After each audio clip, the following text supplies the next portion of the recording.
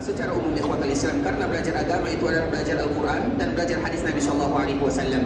Itu semua kita bisa untuk melakukannya. Tapi yang lebih lagi dituntut bagi kita melakukannya adalah beramal dengannya.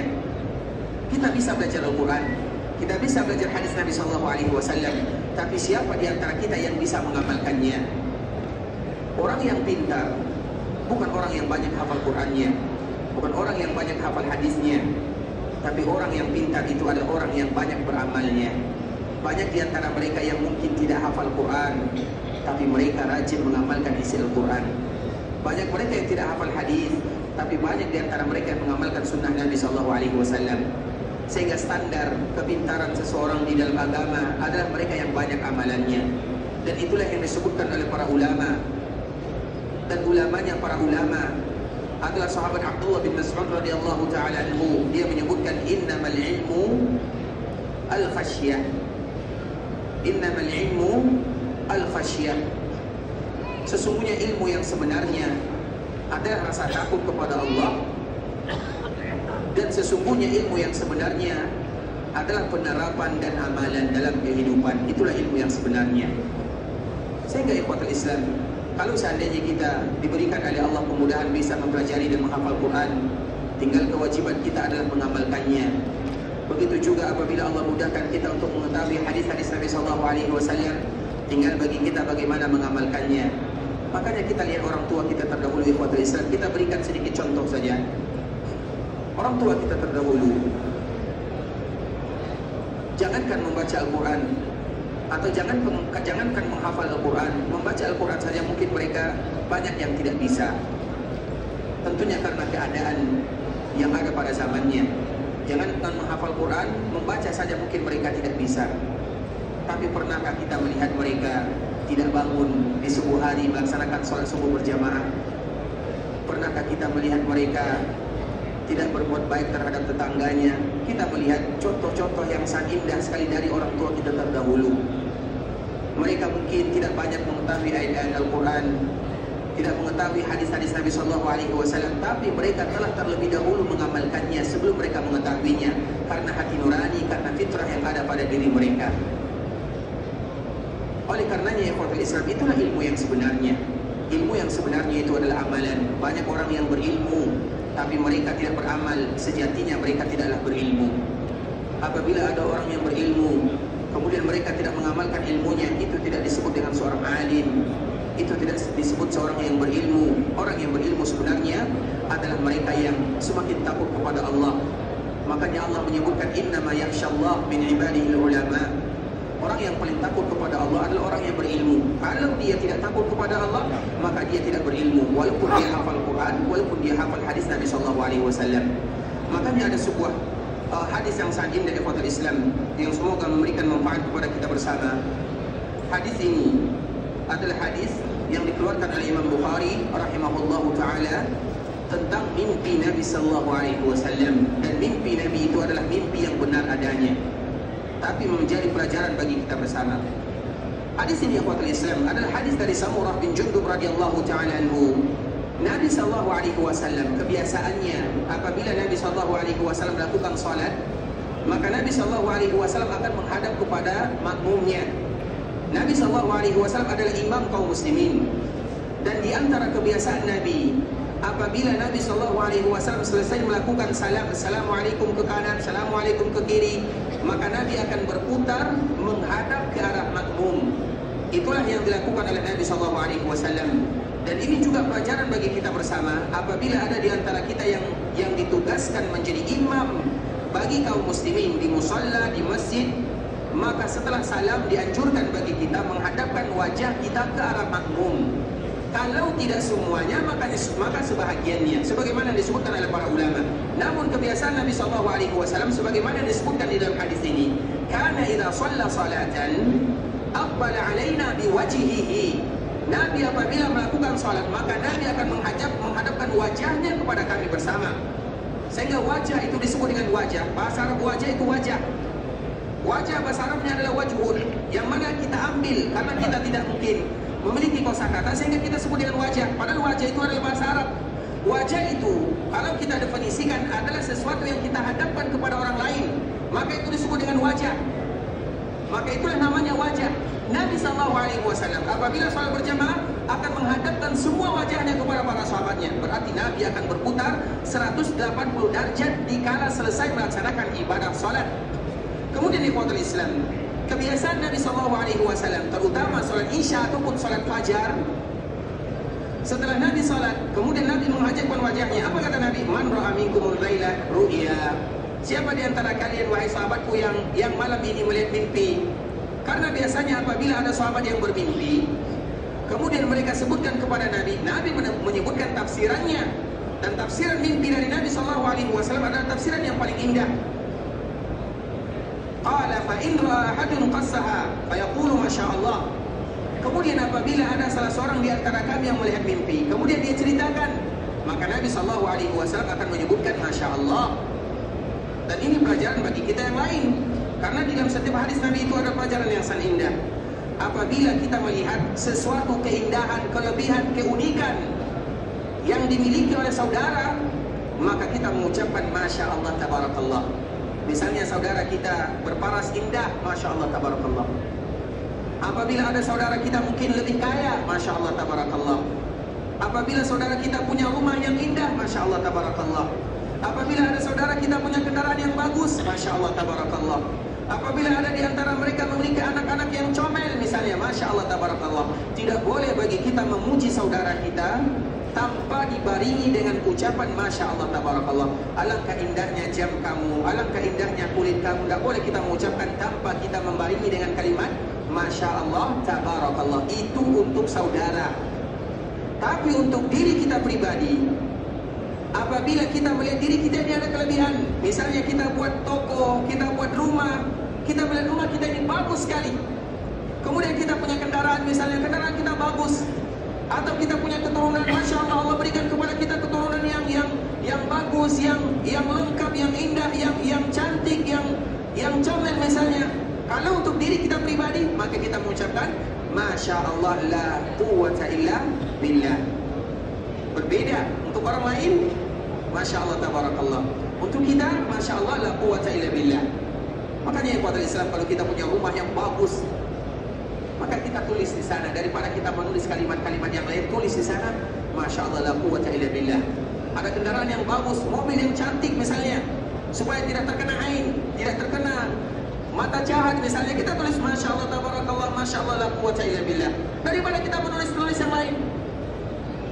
Kita lihat sekarang misalnya kendaraan-kendaraan, banyak tulisan-tulisan yang lain. Mana di antara mereka yang menulis kalimat Masya Allah la quwwata illa billah, Masya Allah Tabarakar Rahman. Untuk menghindari diri kita juga, manfaatnya kembali kepada kita, bukan kepada orang lain. Untuk menghindari orang lain, memuji tanpa mengucapkan Masya Allah Tabarakallah, atau diri kita juga memuji tanpa mengucapkan Masya Allah la quwwata illa billah. Nah begitu juga dengan Nabi SAW. Kemudian fasalana yauman. Kemudian suatu ketika Nabi bertanya kepada kami, hal ra'a ahadun minkum ru'ya. Suatu ketika Nabi kembali bertanya sebagaimana biasanya, apakah ada di antara kalian yang melihat mimpi? Faqulna la. Maka kami semuanya mengatakan tidak.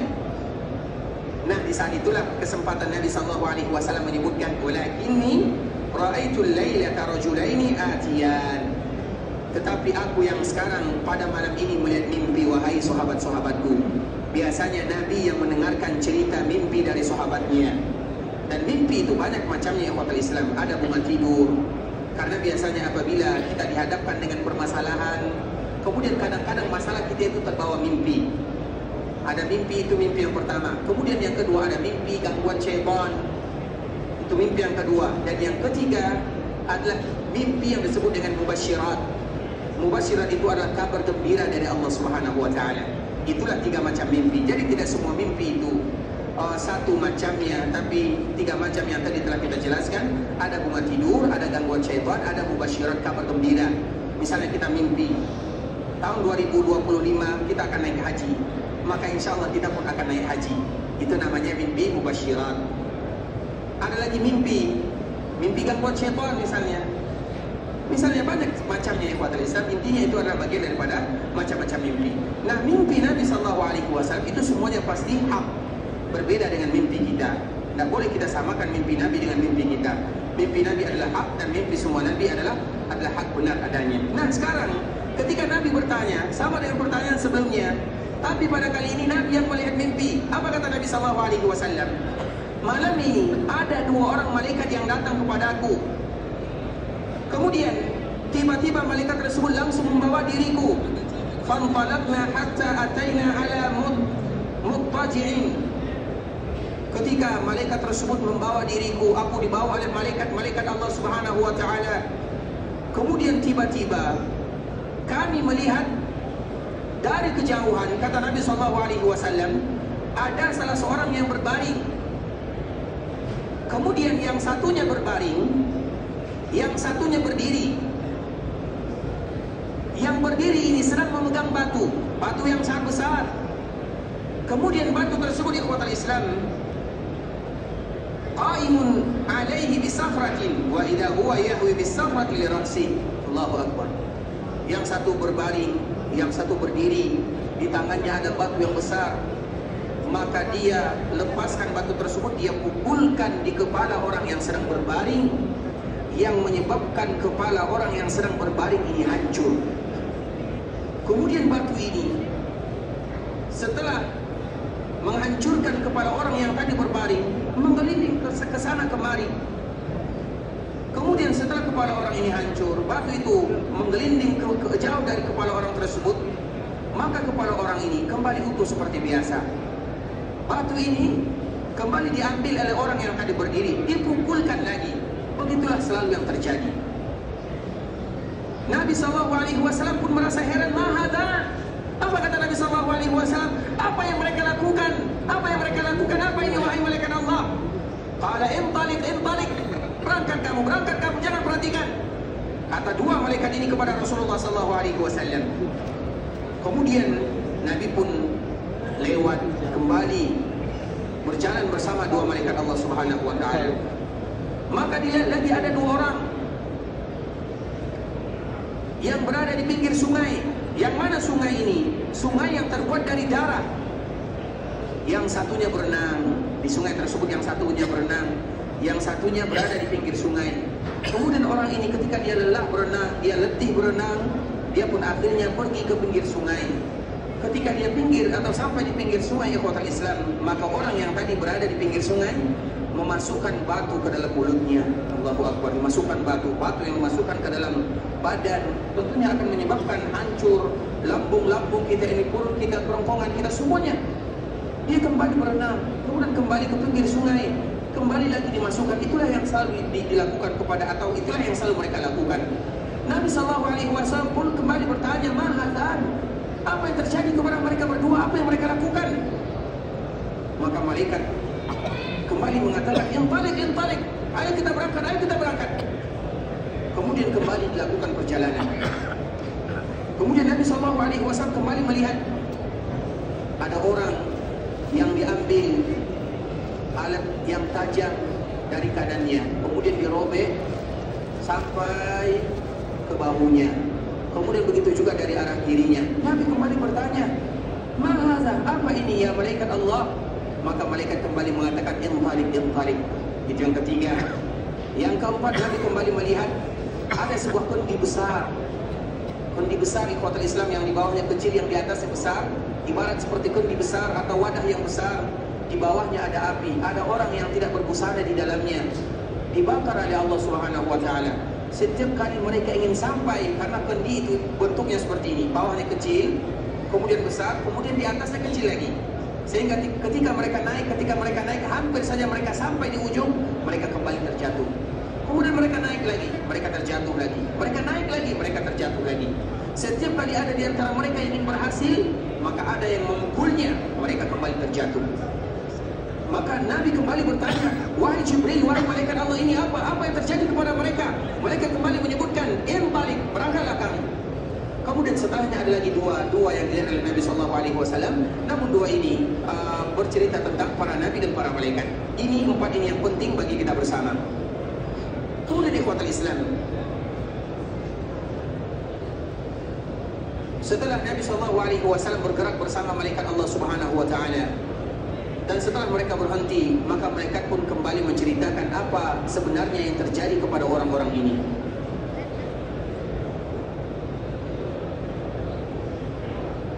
Yang pertama, ikhwatul Islam,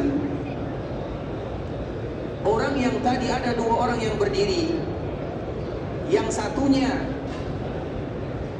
berbaring, yang satunya berdiri sedang memegang batu kemudian menghancurkan kepala orang yang tadi sedang berbaring. Kenapa mereka melakukan yang demikian? Siapa yang berbaring? Siapa yang berdiri? Yang berdiri ini adalah petugas dari Allah Subhanahu wa Ta'ala. Yang berbaring ini adalah hamba Allah Subhanahu wa Ta'ala. Namun kenapa kepalanya dipukul, dihancurkan?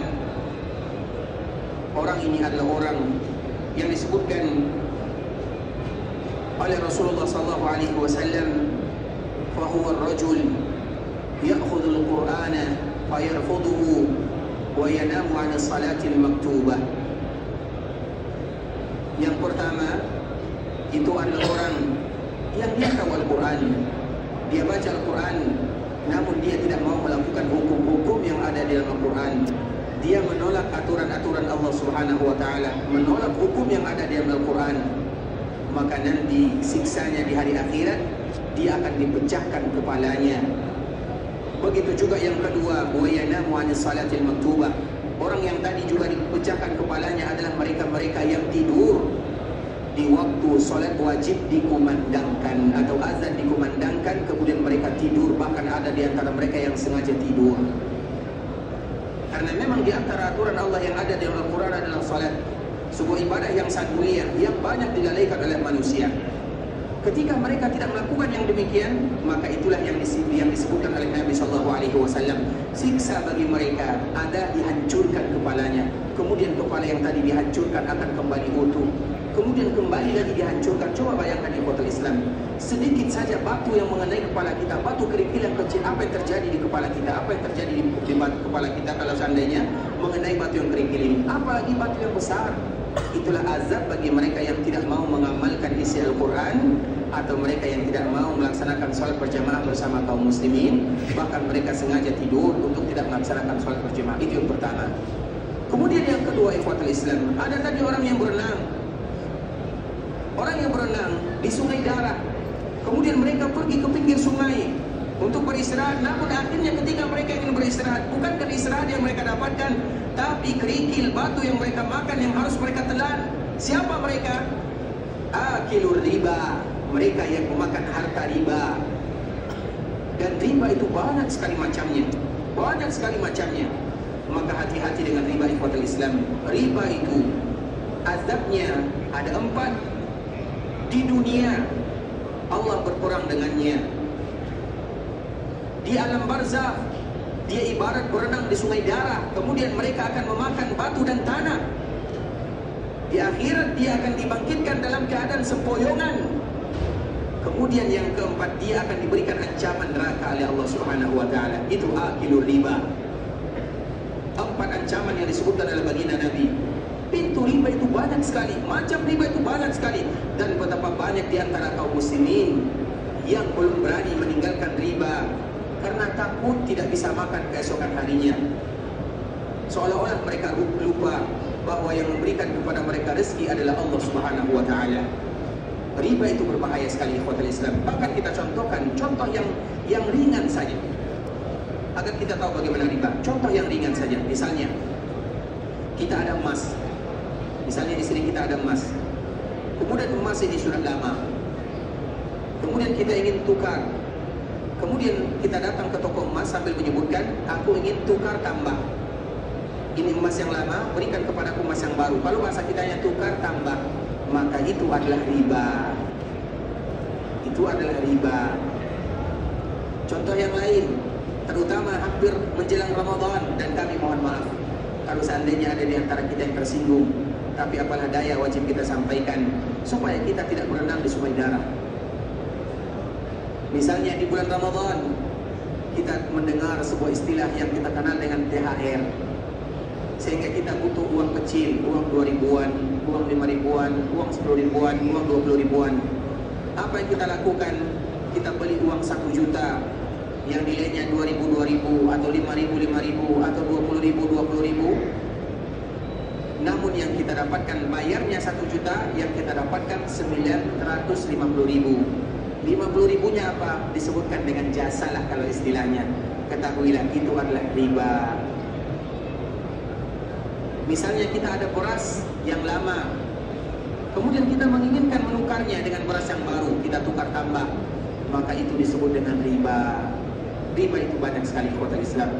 Dan kita tidak ingin berenang di sungai darah. Tadi mimpi Nabi SAW hak adanya, sehingga kita berhati-hati semaksimal mungkin. Berat, iya memang berat, tapi supaya kita tidak diazab oleh Allah Subhanahu wa Ta'ala. Makanya tinggal solusinya yang harus kita cari. Dan setiap permasalahan contoh yang tadi kami sebutkan bisa kita carikan solusinya, tapi bukan sekarang, nanti.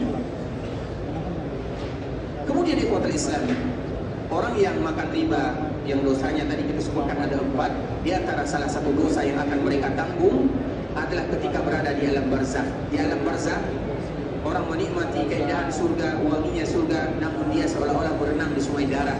Kemudian dia akan memakan batu kerikil yang akan menghancurkan lambungnya, perutnya, badannya. Kemudian dia kembali berenang sampai hari kiamat. Itulah yang akan dia lakukan. Orang yang kedua.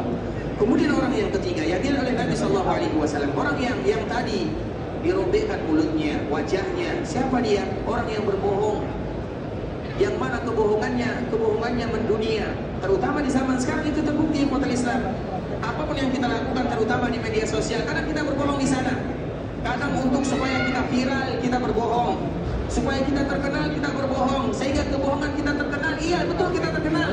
Namun ingat ikhwatul Islam, Allah Subhanahu wa Ta'ala menyediakan azab bagi mereka. Mereka akan dirobek mulutnya ketika mereka nanti berada di alam barzakh karena kebohongan yang mereka lakukan.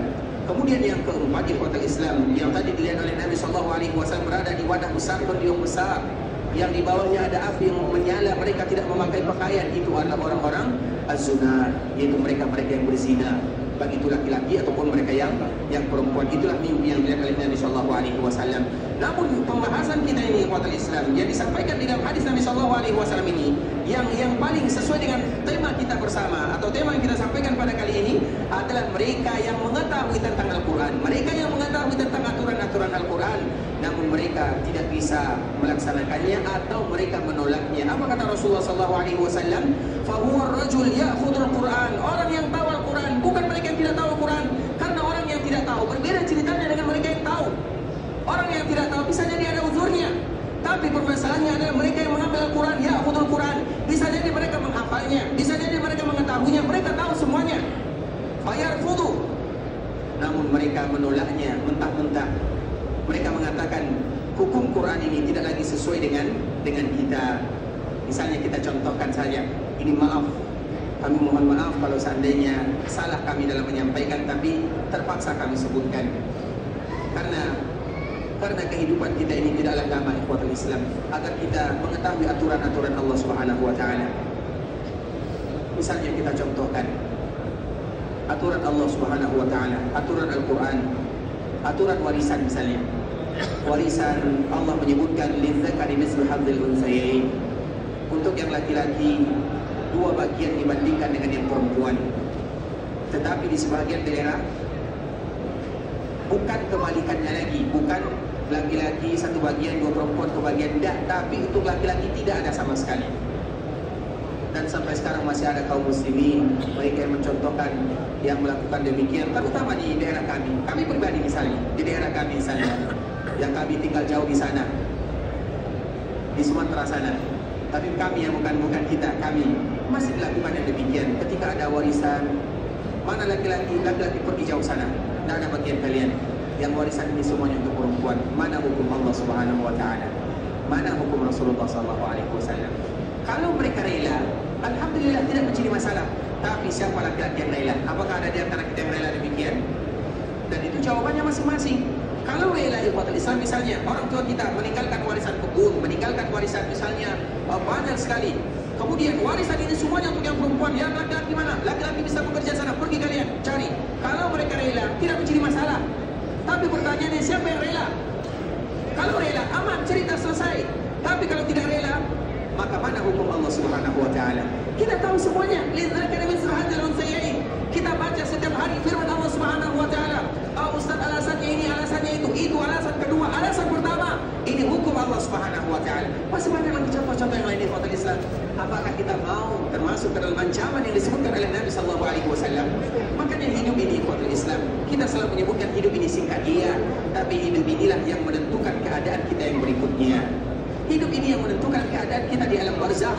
Hidup ini yang menentukan hidup kita di alam surga atau neraka. Hidup inilah yang singkat inilah. Makanya kita ingin melakukan yang terbaik. Kita ingin dekat dengan Allah, kita ingin dekat dengan Rasulullah SAW, terutama aturan-aturan yang ada, aturan yang paling baik adanya adalah aturan Allah dan aturan Nabi-Nya. Kalau kita tidak bisa melakukannya, jangan pernah menolaknya. Kita berdoa, ya Allah mudahkan kami untuk bisa melakukannya. Karena ada di antara kita yang tidak mungkin menerapkan aturan Allah, aturan Nabi, tapi karena keterpaksaan, bukan karena keinginan, atau bukan karena kita benci kepada aturan Allah Subhanahu wa taala. Sehingga mereka yang menolak aturan Allah itu banyak macamnya. Ada orang yang menolak aturan Allah karena dia tidak bisa melakukannya, bukan karena benci kepada aturan Allah. Ada orang yang menolak aturan Allah Subhanahu wa taala karena terpaksa dia menolaknya. Ada orang yang menolak aturan Allah karena menganggap remeh aturan Allah Subhanahu wa taala. Bagaimanapun keadaannya ikhwatul Islam, semuanya adalah kesalahan, walaupun bertingkat-tingkat kesalahannya, dan kita semaksimal mungkin ingin termasuk orang-orang yang menerima aturan Allah Subhanahu wa taala agar kita tidak disiksa di alam barzakh sebelum kita disiksa di dalam api neraka. Dan itu yang merupakan di antara salah satu hadis yang disebutkan oleh Nabi sallallahu alaihi wasallam. Oleh karenanya ikhwatul Islam, hadis ini memang merupakan hadis yang mungkin berat bagi kita bersama, tapi apalah daya, kita ini statusnya tidak lebih daripada seorang hamba. Kita ini hanyalah hamba Allah Subhanahu wa taala.